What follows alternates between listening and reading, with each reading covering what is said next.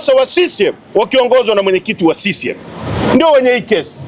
Hakuna mwanasiasa mwingine yoyote kwenye upinzani, at least kwa upande wetu Chadema, anayenufaika na mwenyekiti wetu kuwa ndani. Sio kama mnanielewa.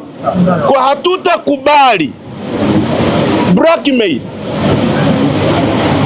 Hii kesi wanataka kuitumia kama blackmail, kwamba wamemkamata mwenyekiti, wanakaa naye halafu wanatengeneza masharti kwamba fanya hivi. Mara ya kwanza walisema kubali tukuachie uondoke nchini uende Ulaya.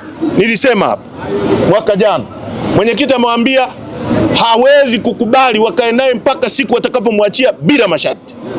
Sasa wanatumia hii wakifikiri kwamba wanatulazimisha kwamba tukubaliane na maagizo yao ya uongo au na makubaliano yao ya uongo au na kitu wanachoita maridhiano ya uongo, kwamba kubalini kwamba si nini tumwachie Lissu. Hatutakubali Lissu kuachiwa kwa masharti. Hili nataka niliweke wazi na kila mtu ajue.